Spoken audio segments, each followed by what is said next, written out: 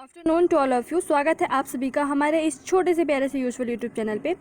मैं आज लेके आई हूँ MP current affairs. Most important जो भी रहेंगे मैं करंट अफेयर्स करा दूँगी। एमपी करंट अफेयर्स के लिए आपको कहीं भी भागने की ज़रूरत नहीं है और मैं इसका एडिटिंग नहीं करूँगी। स्पीड आप अपने हिसाब से धीरे, अगर स्लो होगी तो आप फास्ट कर लेना, अगर फास्ट होगी तो आप स्लो कर लेना, वो सब सेटिंग में रहता है, ठीक है। और दूसरी चीज़ कि मैं PDF नहीं सेंड कर सकती कहीं भी, ठीक है। तो PDF के लिए कोई मत बोलना, आपको वीडियो से ही देख के आप 2-3 बार देखोगे तो आपका हो जाएगा। और एमपी करंट अफेयर इससे बाहर मुझे नहीं लगता है कि आएगा जो मैं पढ़ाऊंगी। आज एक वीडियो आएगी, ऐसी 2-3 वीडियो और आएगी। आबकारी वालों के लिए रामबाण है, पटवारी वालों के लिए भी रामबाण है, ठीक है। इससे ज़्यादा बाहर नहीं पूछा जाएगा क्योंकि मैंने देखा कि जो एमपी करंट अफेयर्स ना यूट्यूब पे कोई करा ही नहीं रहा है। तो मुझे लगा कि कुछ स्टूडेंट्स ऐसे भी होंगे जो मतलब बुक अगर नहीं प्रेफर कर पा रहे होंगे या फिर बुक के लिए अफोर्ड नहीं कर सकते हैं वो बुक्स हर चीज़ के लिए, तो उनके लिए क्यों ना मैं एमपी करंट अफेयर्स करा दूँ। क्योंकि एमपी के एग्जाम्स में करंट अफेयर्स में जो वेटेज होता है वो एमपी का ज़्यादा होता है, ठीक है। अगर 8 करंट अफेयर्स 10 करंट अफेयर्स पूछे गए तो उसमें से 6 करंट अफेयर्स एमपी से आएंगे, बाकी 4 इंडिया या इंटरनेशनल लेवल पर आता है। तो चलो स्टार्ट करते हैं एमपी का करंट अफेयर्स। आपको अच्छे से पूरी वीडियो देखनी है। एक बार आज देख लो, 2 दिन बाद फिर इसको देख लेना, रिवाइज करते जाना, बस इसके बाहर नहीं आएगा। और आप एक बार देखोगे, करंट अफेयर्स की सबसे बड़ी खासियत यही होती है कि एक बार देख के भी चले जाओगे तो आपको वहाँ पे जाके ऑप्शन जब दिखेंगे तो आप सही करके आ जाओगे, ठीक है। तो सबसे पहले हमको क्या पढ़ना है, भले ये 2021 का रिपोर्ट है, भारतीय वन सर्वेक्षण रिपोर्ट मध्य प्रदेश का, लेकिन फिर भी ये आता है 3-4 साल तक आएगा जब तक नया नहीं आता है, ठीक है। तो देखो मध्य प्रदेश का जो वन क्षेत्र कितना है, 77,492 पॉइंट। आप 60 मत याद रखो, बस इतना याद रखो पूरा कि 77,492 वर्ग किलोमीटर मध्य प्रदेश का वन किसके हिसाब से है, 2021 के वन सर्वेक्षण के हिसाब से है, ठीक है। और मध्य प्रदेश के कुल क्षेत्रफल के कितने प्रतिशत भाग पर वन है, तो 25.14 यानी 25.14% भाग पर वन है, कितने क्षेत्रफल पर, ठीक है। ये बहुत इंपॉर्टेंट है कि क्षेत्रफल में सबसे बड़ा वन क्षेत्रफल वाला जिला कौन सा है, तो बालाघाट। देखो क्षेत्रफल में सबसे बड़ा पूछा जाए तो बालाघाट, और प्रतिशत के हिसाब से भी सबसे बड़ा वन क्षेत्र वाला पूछा जाए तो क्या होगा, बालाघाट, ठीक है। और सबसे कम वाला क्या है, उज्जैन है।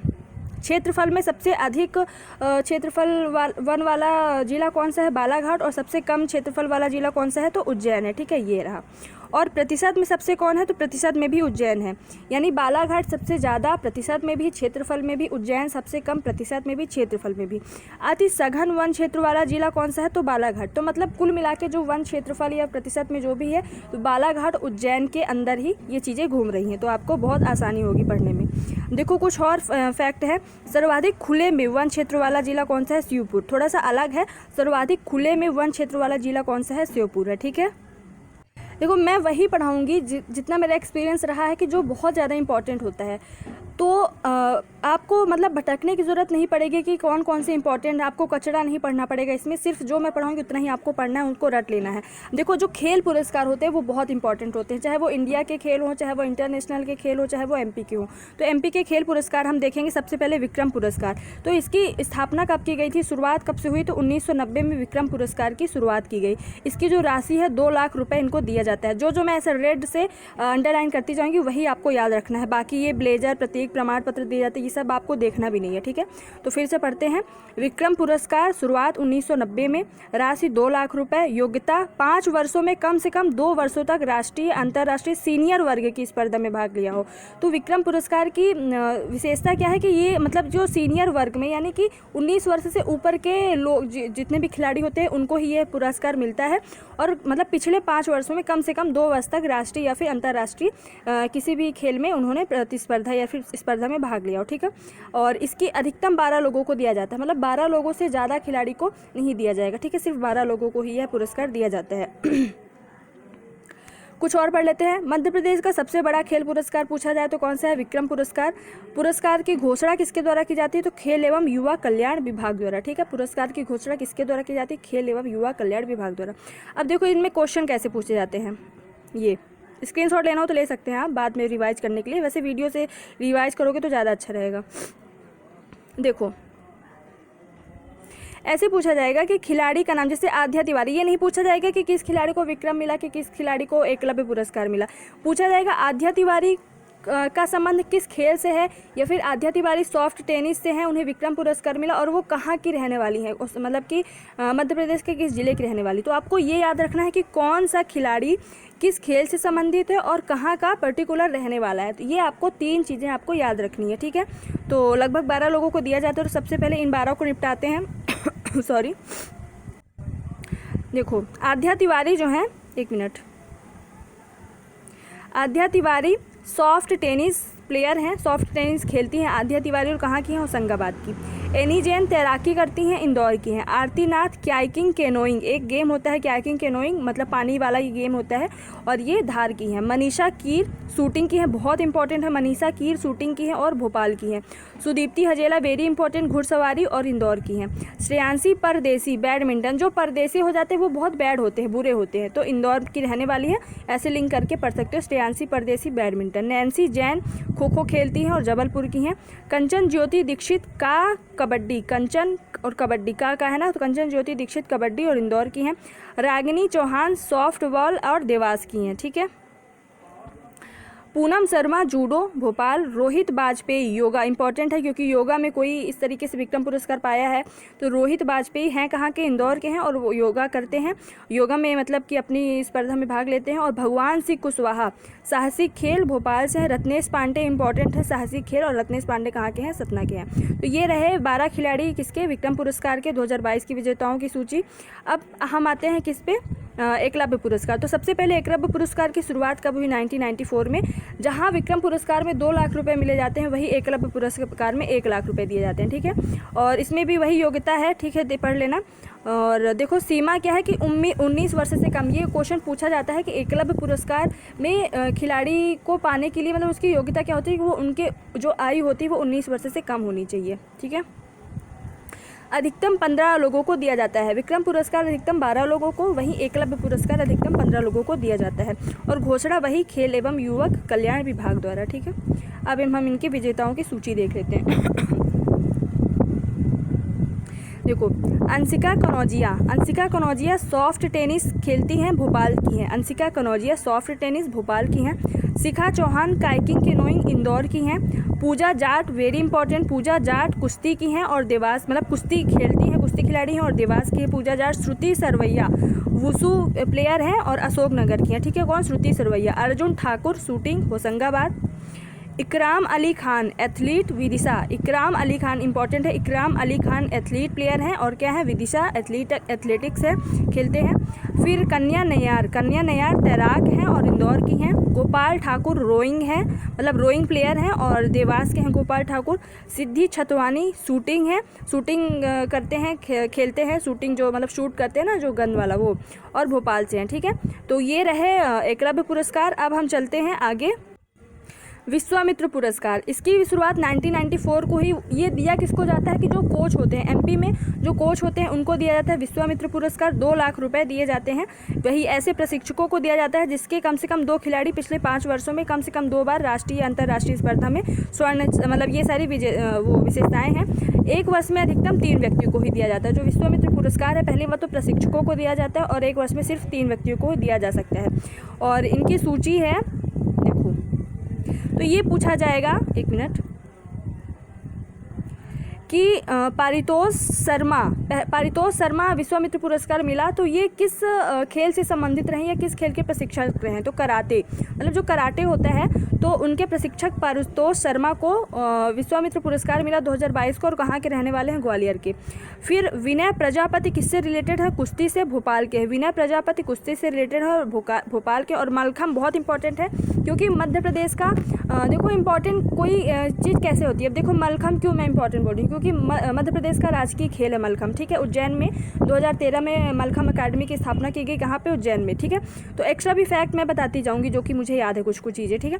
मलखम प्रशिक्षक कौन है, मोहनलाल बाम्बोरिया, कहाँ के हैं, उज्जैन के। तो ये इंपॉर्टेंट है, इस पर ज़्यादा ध्यान देना कि मलखम मोहनलाल बाम्बोरिया मलखम्ब के प्रशिक्षक रहे हैं। विश्वामित्र पुरस्कार 2022 का मिला है और उज्जैन के हैं, ठीक है। देखो रूप सिंह लाइफ टाइम अचीवमेंट पुरस्कार, तो 2002 में शुरुआत हुई रूप सिंह, ये क्वेश्चन पीएससी में भी पूछा जा चुका है कि रूप सिंह लाइफ टाइम अचीवमेंट पुरस्कार की शुरुआत कब से हुई। 2002 में रूप सिंह स्टेडियम कहाँ है ये भी पूछा जा चुका है। रूप सिंह जो खिलाड़ी रहे हैं वो किस खेल से संबंधित है ये भी पूछा जा चुका है, ठीक है। तो 2 लाख रुपए दिए जाते हैं इसमें। और योग्यता क्या है, हॉकी खिलाड़ी रूप सिंह। देखो जो रूप सिंह है ना वो हॉकी खिलाड़ी हैं, लेकिन जो रूप सिंह स्टेडियम है वो भोपाल में है, आई थिंक कि ग्वालियर में है, भोपाल में है। और वो क्रिकेट जो ग्राउंड है, स्टेडियम है, वो क्रिकेट का है, ठीक है। तो ये लोग कंफ्यूज हो जाते हैं, खिलाड़ी तो हॉकी के है लेकिन इनके नाम पे जो ग्राउंड है वो स्टेडियम है, मतलब क्रिकेट का स्टेडियम है, ठीक है। तो हॉकी खिलाड़ी है रूप सिंह के नाम पर यह पुरस्कार दिया जाता है। और इस बार किसको मिला है, तो ग्वालियर के बलवीर सिंह कुशवाहा का चयन किया गया है, ठीक है। ग्वालियर के बलवीर सिंह कुशवाहा को लाइफ टाइम अचीवमेंट, रूप Singh life time achievement award दिया गया है। देन देखो ये 1 मिनट, इसकी शुरुआत कब की गई, 2013 में। 1 मिनट, इसमें और इसमें कुछ फ़र्क है शायद। रूप सिंह लाइफ टाइम अचीवमेंट पुरस्कार, रूप सिंह लाइफ टाइम अचीवमेंट पुरस्कार, इसकी 2013 2 लाख।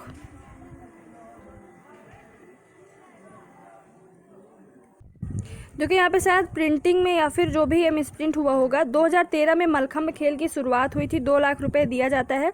और इसमें देखो उज्जैन के मुहाजिर बेग को प्रभास जोशी पुरस्कार दिया गया है। फिर प्रथम सम्मानित खिलाड़ी, मलखम्ब की बात की जा रही है कि प्रथम सम्मानित खिलाड़ी कौन थे, अजय बख्तारिया। मलखम्ब खेल के क्षेत्र में प्रथम पुरस्कार किसको मिला था, तो अजय बख्तारिया को, ठीक है। 9 अप्रैल 2013 को राज्य खेल घोषित किया गया था कि इसको, मलखम्ब को।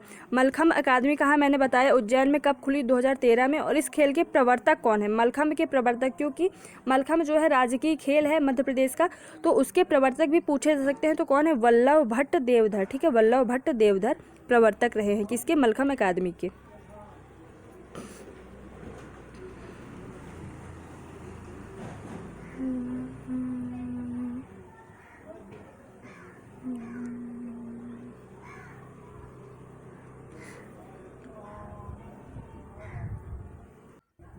देखो इसमें ये इंपॉर्टेंट है, खेलो इंडिया यूथ गेम्स 2022-23 का आयोजन कहाँ होगा, भोपाल में होगा। खेलो इंडिया यूथ गेम्स 2022-23 का आयोजन, वेरी इंपॉर्टेंट, भोपाल में होगा।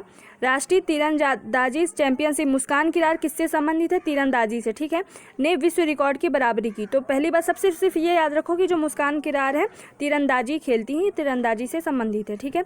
ऐश्वर्य प्रताप सिंह क्या कहें, शूटर है। Aishwarya Pratap Singh 50 metre 3 position event में विश्व रिकॉर्ड बनाया, किसने, ऐश्वर्य प्रताप सिंह। अब देखो खेलो इंडिया यूथ गेम जो है भोपाल में होगा, तो वो इम्पोर्टेंट हो जाता है। कब से होगा, 31 जनवरी से 11 फरवरी, यानी हो चुका है 2023 में। स्थान भोपाल में, इंदौर, जबलपुर, ग्वालियर, उज्जैन, महेश्वर, मंडला और बालाघाट में, यानी इतने ज़िलों में होगा। और संस्करण कौन सा है, ये 5वां। पहला कब हुआ था खेलो इंडिया यूथ गेम्स, 2018 में। मध्य प्रदेश के राज्य खेल मलखम्ब को खेलो इंडिया में स्थान मिला है ना। मध्य प्रदेश का जो राज्य खेल है मलखम्ब, उसको भी खेलो इंडिया में स्थान मिला। तो पूछा जा सकता है कि मध्य प्रदेश का या फिर ऐसा कौन सा खेल है जिसे खेलो इंडिया यूथ गेम्स में स्थान मिला, तो मलखम्ब है। खेलो इंडिया यूथ गेम्स में 28 खेलों के लिए 7,000 खिलाड़ी और 5,000, ये इंपॉर्टेंट नहीं है। फिर उसके बाद देखो मध्य प्रदेश के ऐसे व्यक्तित्व जिन्हें पद्मश्री पुरस्कार मिला है, कब, 2022 में। पद्मश्री पुरस्कार पूरे भारत में दिए जाते हैं, लेकिन उनमें से जो मध्य प्रदेश को मिला है वो बहुत इंपॉर्टेंट हो जाते हैं। तो भोपाल के स्वर्गीय डॉक्टर नरेंद्र प्रसाद मिश्रा, वो भी मरणोपरांत मिला है। तो डॉक्टर नरेंद्र प्रसाद मिश्रा जी बहुत इंपॉर्टेंट व्यक्तित्व रहे हैं, मतलब हो जाएंगे अब एमपी के लिए, करंट अफेयर्स के लिए, क्योंकि उन्हें मरणोपरांत मिला है। चिकित्सा के क्षेत्र में मिला है, क्या मिला, पद्मश्री पुरस्कार मिला, ठीक है। तो याद रखो डॉक्टर नरेंद्र प्रसाद मिश्रा हैं कहाँ के, भोपाल के। इन्हें चिकित्सा के क्षेत्र में मरणोपरांत क्या मिला, पद्मश्री पुरस्कार 2022 के लिए मिला है। डॉक्टर NP मिश्रा, यानी यही नरेंद्र प्रसाद मिश्रा को मध्य प्रदेश में चिकित्सा क्षेत्र का पितामह कहा जाता है। तो ये भी चूँकि ये करंट अफेयर्स का क्वेश्चन बन चुका है, तो इनको स्टैटिक के रूप में भी पूछा सकता है कि मध्य प्रदेश में चिकित्सा के क्षेत्र का पितामह किसे कहा जाता है, तो डॉक्टर नरेंद्र प्रसाद मिश्रा जी को कहा जाता है, ठीक है। और भोपाल में क्यों ये प्रसिद्ध है, भोपाल में वर्ष 1984 में जो भीषण गैस त्रासदी हुई थी, उसके दौरान मरीजों के इलाज में उनकी बड़ी भूमिका रही है, ठीक है। इनकी एक बुक है लिखित, अब चूँकि ये ये स्वर्गवासी हो चुके हैं और इनको पद्मश्री पुरस्कार मिल गया है, तो इनके जो स्टैटिक क्वेश्चन है ये भी पूछे जा सकते हैं। तो इनकी बुक का नाम भी याद रखना है, प्रोग्रेस एंड कार्डियोलॉजी, ठीक है। प्रोग्रेस एंड कार्डियोलॉजी इनकी बुक का नाम है। फिर दूसरा आता है बुंदेलखंड के लोक कलाकार, वेरी इंपॉर्टेंट। बुंदेलखंड के चूँकि ये लोक कलाकार हैं, बुंदेलखंड के राम साहब पांडे जाने माने राई नर्तक हैं, है ना। राई क्या है, लोक नृत्य है, कहाँ का, MP का, मध्य प्रदेश का। तो जो राई नर्तक कौन, राम सहाय पांडे कहाँ के हैं, बुंदेलखंड। इनको क्या मिला, पद्मश्री मिला है, ठीक है। फिर सागर जिले के प्रतिभावान कलाकार राम सहाय पांडे ने बुंदेलखंड के गीत संगीत संस्कृति की पहचान राई नृत्य को अंतर्राष्ट्रीय स्तर पर प्रतिष्ठा दिलाई। फिर ये सब जन वन में नहीं पढ़ना है। राम सहाय पांडे इतना याद रखना है, राम सहाय पांडे कौन है, राई नर्तक हैं और उनको पद्मश्री मिला है, सागर से हैं ये, बुंदेलखंड के, ठीक है। डिंडोरी के अर्जुन सिंह धुर्वे ने बैगा नृत्य एवं संस्कृति को प्रवाहमान रखते हुए लोक कला को शिखर पर पहुंचाया। तो और किसको मिला है पद्मश्री, तो डिंडोरी के अर्जुन सिंह धुर्वे, किससे रिलेटेड है, बैगा नृत्यक है, ठीक है। बैगा लोकगीत और परधौनी बैगा लोक नृत्य के लिए मशहूर है। फिर उसके बाद ये MPPSC 2021 में आया था, अभी जो हम लोगों ने दिया था जून वाला, उसमें आया था मंडला। इसमें ये पूछा गया था कि जो दुर्गाबाई व्याम है वो किस जिले से हैं, तो मंडला से है ना। दुर्गाबाई व्याम ने गोंड लोक कथा की चित्रकारी, डिगना कला जिसको बोलते हैं, अंतर्राष्ट्रीय स्तर पर, तो इनको भी पद्मश्री मिला है। तो दुर्गाबाई व्याम कहाँ की हैं, मंडला की हैं। क्यों मिला, तो डिगना कला, गोंड जनजाति की जो डिगना कला है उसके लिए इन्हें पद्मश्री पुरस्कार मिला गया, ठीक है, दिया गया। बुंदेली कवि अवध किशोर जाड़िया जो छतरपुर में जन्मे हैं, और तो उनको किस लिए मिला है, कवि के लिए, क्योंकि वो बुंदेली जो कवि थे उनके लिए भी पद्मश्री अवार्ड मिला है। तो इस तरीके से 5 लोगों को, मध्य प्रदेश के 5 ऐसे व्यक्तित्व रहे हैं जिन्हें पद्मश्री अवार्ड मिला है। अब देखो प्रमुख सूचकांक में मध्य प्रदेश की स्थिति क्या रही है, और बजट बहुत इंपॉर्टेंट हो जाता है मध्य प्रदेश का। तो बजट में लेटेस्ट वाला 1-2 दिन में वीडियो लेके आऊँगी, सिर्फ उसमें MP का बजट होगा, ठीक है। तो अभी हम सूचकांक पढ़ते हैं। स्वच्छता सर्वेक्षण 2022, स्वच्छ सर्वेक्षण का आयोजन 2016 से किया जा रहा है। यह आवास और शहरी मामलों के मंत्रालयों द्वारा आयोजित किया जाता है। तो स्वच्छ सर्वेक्षण का आयोजन 2016 से किया जा रहा है, और किसके द्वारा, तो आवास और शहरी मामलों के मंत्रालय के द्वारा। बस इतना ही यहाँ पे देखना है। फिर महत्वपूर्ण तथ्य देखो, 100 से अधिक शहरों वाले राज्य में मध्य प्रदेश नंबर 1 पर आया। बहुत इंपॉर्टेंट है, 100 से अधिक शहरों वालों में, मतलब कि कुछ ऐसे राज्य होंगे कि जहाँ पे 100 से अधिक शहर होंगे। तो 100 से अधिक शहर वाले जितने भी राज्य हैं उन पे जब कंपटीशन हुआ तो स्वच्छ सर्वेक्षण में मध्य प्रदेश नंबर 1 पर आया। लगातार, ये बहुत इंपॉर्टेंट, 6ठी बार देश का सबसे स्वच्छ शहर इंदौर, सबको पता होगा। लगातार 6ठी बार देश का सबसे स्वच्छ शहर कौन बना है, इंदौर बना है। भोपाल 6वें नंबर पर आया। इस बार जो भोपाल है वो कहाँ पर कब आया, 6वें नंबर पर आया है, इंदौर पहले नंबर पर। इंदौर भारत के पहले 7 स्टार कचरा मुक्त शहर के रूप में उभरा है, यानी कि 7 स्टार किसको मिला है, इंदौर को। वो भारत का पहला ऐसा शहर है इंदौर जिसे 7 स्टार कचरा मुक्त शहर के रूप में आया है। भोपाल को 5 स्टार मिला है और इंदौर को 7 स्टार, जबकि भोपाल राजधानी है फिर भी उसको सिर्फ 5 स्टार मिले, मतलब सिर्फ नहीं है, 5 स्टार बहुत अच्छा है, लेकिन उससे ज़्यादा इंदौर को मिला 7 स्टार, ठीक है। अब देखो 5 जुलाई 2022 को जारी नेशनल फूड सिक्योरिटी एक्ट के लिए राज्य रैंकिंग सूचकांक का पहला संस्करण जारी हुआ। अब चूंकि ये पहला संस्करण है कोई ऐसा, तो उसमें इंपॉर्टेंस ज़्यादा है। तो पहला तो उड़ीसा है, ठीक है, लेकिन अपना MP कौन से नंबर पे, तो अपना MP 6वें नंबर पे है। किसमें, नेशनल फूड सिक्योरिटी एक्ट के तहत जो सूचकांक जारी किया गया है उसमें उड़ीसा पहले नंबर पर है और जो MP है वो 6ठे नंबर पर है, ठीक है। मैं वही बता रही हूँ जो बहुत इंपॉर्टेंट हो जाता है आप लोगों के लिए। NITI Aayog India innovation index शुरुआत 2019 में हुई, संस्करण कौन सा है, तीसरा। प्रथम स्थान कर्नाटक को मिला है NITI Aayog India innovation index में, और मध्य प्रदेश का स्थान 13वां है। तो आपको याद रखना है कि NITI Aayog India innovation index 2022 में मध्य प्रदेश का स्थान कौन सा रहा है, 13वां स्थान रहा है, ठीक है, 17 प्रमुख राज्यों की श्रेणी में। राष्ट्रीय बहुआयामी गरीबी सूचकांक शुरुआत 2021 में मध्य प्रदेश का चौथा स्थान रहा है, यानी कि गरीबी में मध्य प्रदेश बहुत आगे रहा है। तो राष्ट्रीय बहुआयामी गरीबी सूचकांक में मध्य प्रदेश का स्थान कौन सा रहा है, चौथा स्थान रहा है। और केरल में सबसे कम जनसंख्या बहुआयामी गरीबी रूप में, मतलब सबसे ज़्यादा कम गरीब कहाँ है, केरल में है, ठीक है। सस्टेनेबल डेवलपमेंट ग्रोथ इंडिया सूचकांक में मध्य प्रदेश का स्थान कौन सा है, 17वां स्थान है। प्रथम स्थान केरल का है, मध्य प्रदेश का 17वां स्थान है। नीति आयोग द्वारा यह जारी किया जाता है। जितना मैं बोल रही हूँ उतना ही आपको देखना है और पढ़ना है, ठीक है। राज्य ऊर्जा एवं जलवायु सूचकांक 2022, तो पहली बात तो राज्य ऊर्जा एवं जलवायु सूचकांक 2022 किसके द्वारा जारी किया जाता है, तो नीति आयोग द्वारा, ठीक है। और इसमें देखो क्या है, इसमें राज्यों तथा केंद्र शासित प्रदेशों को 3 समूहों में वर्गीकृत किया गया है, फ्रंट रनर्स, अचीवर्स एवं एस्पिरेंट्स, ठीक है। तो बड़े राज्यों में शीर्ष प्रदर्शनकर्ता कौन कौन है? गुजरात है, केरल, पंजाब को बड़े राज्यों की श्रेणी में शीर्ष 3 प्रदर्शनकर्ताओं के रूप में रैंक किया गया है। बड़े राज्यों में निम्नतम प्रदर्शनकर्ताओं में झारखंड है, मध्य प्रदेश, छत्तीसगढ़। लो भैया, सबसे निम्न प्रदर्शनकर्ता में मध्य प्रदेश भी शामिल है अपना, ठीक है। तो याद रखना कि जो राज्य ऊर्जा एवं जलवायु सूचकांक 2022 में है, एमपी की स्थिति बहुत नीचे है। निर्यात तत्परता सूचकांक 2021 में गुजरात को लगातार दूसरे वर्ष निर्यात तैयारियों के मामले में मतलब पहला स्थान मिला है, और एमपी की बात करें तो मध्य प्रदेश को तीसरा स्थान। तो आपको सिर्फ एमपी का याद रखना और पहला। तो निर्यात तत्परता सूचकांक में गुजरात पहला और एमपी मध्य प्रदेश तीसरे नंबर पर है।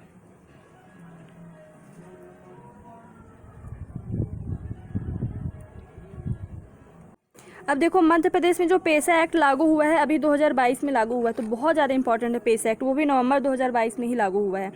तो पहली बात तो डेट आपको एग्जैक्ट याद रखनी है, 15 नवंबर 2022। 15 नवंबर को ही क्या मनाया जाता है आपको पता है? जनजातीय गौरव दिवस कब मनाया जाता है? 15 नवंबर को। तो ये भी याद रखना है। तो मध्य प्रदेश में पेसा एक्ट लागू हुआ 15 नवंबर 2022 को। किसने लागू किया? तो राष्ट्रपति द्रौपदी मुर्मू ने। कहाँ से लागू किया? तो शहडोल में, सबसे पहले मतलब शहडोल में लागू किया, ठीक है। तो पेसा अधिनियम 1996 कानून मध्य प्रदेश के बड़े आदिवासी नेता और झाबुआ के सांसद रहे दिलीप सिंह भूरिया। दिलीप सिंह भूरिया कहाँ से सांसद रहे हैं? झाबुआ से। की अध्यक्षता में बनी समिति की अनुशंसा पर। तो ये पूछा जा सकता है कि मध्य प्रदेश में जो पेसा एक्ट लागू हुआ है वह किसकी समिति की अध्यक्षता की अनुशंसा पर लागू हुआ? तो दिलीप सिंह भूरिया की समिति की अध्यक्षता में, ठीक है। तो ये पूछा सकता है, और इसकी लागू की तिथि पूछी जा सकती है 15 नवंबर 2022। कहाँ से? शहडोल में। किसने लागू किया? राष्ट्रपति द्रौपदी मुर्मू ने। इंपॉर्टेंट फैक्ट हैं सारे। फिर देखो आगे, पूरा ही इंपॉर्टेंट है ये। मध्य प्रदेश पेसा एक्ट लागू करने वाला कौन सा राज्य बन गया है? तो 7वां राज्य बन गया है। बिरसा मुंडा के जन्म दिवस से प्रदेश में पंचायत उपबंध नियम 2022 लागू किए गए हैं। इसमें अनुसूचित क्षेत्रों की ग्राम सभा को सशक्त बनाया गया है। अब इसमें ये वो सब थोड़े थोड़े हैं कि ग्राम सभा को कौन कौन से अधिकार मिले हैं, तो ये सारी चीज़ें इतनी इंपॉर्टेंट नहीं है, ठीक है। अब देखो, मध्य प्रदेश के जो प्रमुख व्यक्तित्व हैं उनका निधन। मैंने बताया है एमपी के इंपॉर्टेंट टॉपिक्स में कि प्रमुख व्यक्तित्व तो बहुत इंपॉर्टेंट रहता है। ऊपर से जैसे कोई स्वर्गवासी हो गए हैं या फिर किसी को कोई अच्छा पुरस्कार मिल गया, तो ऐसे व्यक्तित्व तो ज़्यादा इंपॉर्टेंट है। ऊपर से लता मंगेशकर जी बहुत इंपॉर्टेंट है, पहले भी ये क्वेश्चन में आ चुकी हैं, पूछी जा चुकी हैं। तो लता मंगेशकर हैं कहाँ की? इंदौर में इनका जन्म हुआ है, इनका निधन हो गया है। उन्होंने अपना पहला गाना मराठी फिल्म कीर्ति हसाल कितना हंसोगे में गाया था। लता मंगेशकर अब तक 20 से अधिक भाषाओं में, ये इंपॉर्टेंट नहीं है। लता मंगेशकर ही एकमात्र ऐसी जीवित व्यक्ति थे जिनके नाम से पुरस्कार दिए जाते हैं ना, तो ये इंपॉर्टेंट तो वैसे भी हैं। अब देखो, इंपॉर्टेंट यहाँ पे ये आता है कि इनको पद्म विभूषण कब दिया गया। तो लता मंगेशकर जी को पद्म विभूषण 1999 में दिया गया था। देखो, दो इंपॉर्टेंट क्वेश्चन है। लता मंगेशकर जी का जन्म कहाँ हुआ? इंदौर में। और इनको पद्म विभूषण कब मिला? तो 1999 में, ठीक है। फिर ये इंपॉर्टेंट है कि दुनिया में सबसे अधिक गीत गाने का रिकॉर्ड किसका है? तो लता मंगेशकर जी का। ये भी इंपॉर्टेंट है। दादा साहब फाल्के पुरस्कार मिला इनको 1989। एंड ये भी इंपॉर्टेंट है, भारत का सर्वोच्च नागरिक सम्मान भारत रत्न। तो आपको क्रम से याद रखने हैं। सबसे पहले इनका जन्म इंदौर में हुआ। इनको पद्म भूषण इतना इंपॉर्टेंट नहीं है, याद रखना रख सकते हो कि 1969 में पद्म भूषण मिला। उसके 30 साल बाद इनको पद्म विभूषण मिला, यानी कि 1999 में। फिर 74 तो बाद में आता है। 1969 में पद्म भूषण मिला। फिर 1974 में इन्होंने गिनीज बुक में रिकॉर्ड बनाया। फिर 1989 में इनको दादा साहब फाल्के पुरस्कार मिला। 1999 में पद्म विभूषण मिला। और 2001 में भारत का सर्वोच्च नागरिक सम्मान भारत रत्न। तो भारत रत्न तो और इम्पोर्टेंट हो जाता है। 2001 में भारत रत्न मिला किनको? लता मंगेशकर जी को, ठीक है। अरविंद त्रिवेदी कहाँ के हैं? सीहोर के हैं। ये भी स्वर्गवासी हो चुके हैं। और ये रावण का रोल इन्होंने किया था। उन्होंने 40 वर्षों से अधिक वर्षों तक गुजराती सिनेमा में अभिनय किया। और यह टेलीविज़न धारावाहिक रामायण में रावण की भूमिका निभाने के लिए प्रसिद्ध है। तो ऐसा पूछा जा सकता है कि रावण की भूमिका निभाने के लिए कौन प्रसिद्ध रहा जो एमपी में अभी स्वर्गवासी हो चुके हैं? तो कौन? अरविंद त्रिवेदी हैं। कहाँ के? सीहोर के हैं, ठीक है। मधुलिका रावत कहाँ की हैं? शहडोल के हैं। मधुलिका रावत शहडोल की हैं। मृत्यु स्थल ये इंपॉर्टेंट नहीं है, लेकिन ये रीवा राजघराने से ताल्लुक़ रखती थी, इसलिए इंपॉर्टेंट व्यक्तित्व है, ठीक है। मधुलिका रावत शहडोल की हैं। लक्ष्मी नारायण गुप्ता अशोकनगर के हैं।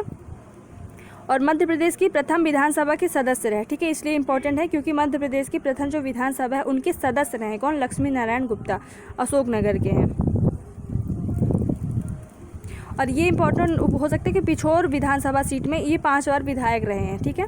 शंकराचार्य स्वरूपानंद सरस्वती कहाँ के हैं? सिवनी के हैं। और एक हिंदू आध्यात्मिक गुरु शंकराचार्य और स्वतंत्रता सेनानी थे, हैं कहाँ के? सिवनी के हैं।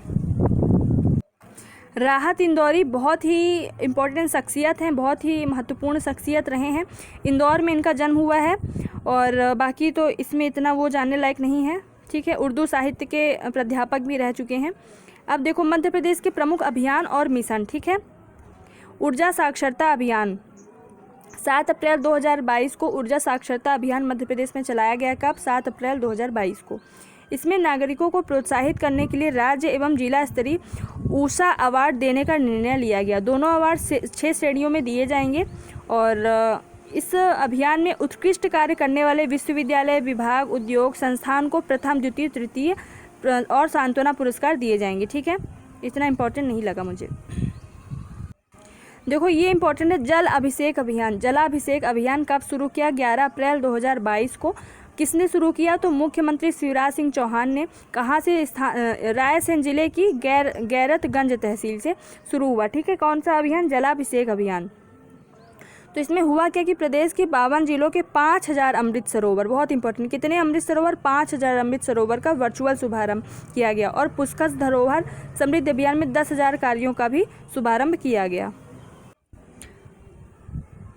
अब देखो इंदौर में एमपी ऑटो शो 2022 मिशन, तो पूछा जाएगा Madhya Pradesh auto show 2022 mission कहाँ प्रारंभ किया गया? इंदौर में।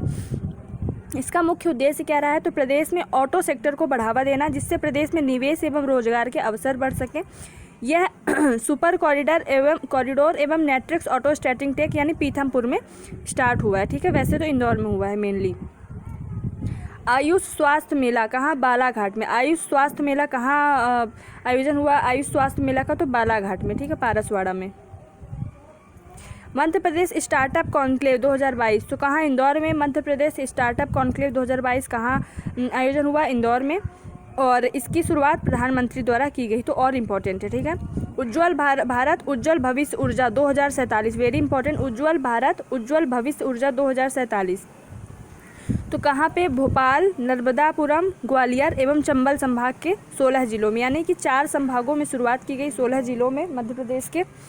नवीकरणीय ऊर्जा क्षेत्र की उपलब्धियों, योजनाओं आदि के प्रदर्शन, बैनर, पोस्टर, ऑडियो विजुअल, नुक्कड़ नाटक आदि प्रदर्शित करना। यूथ महापंचायत, तो भोपाल के रविंद्र भवन में यूथ महापंचायत का आयोजन किया गया। फिर हस्तकला बाजार 2022 कहाँ आयोजन हुआ? भोपाल में। ठीक है। हस्तकला बाजार। कोविड वैक्सीन अमृत महोत्सव के अंतर्गत निःशुल्क डोज।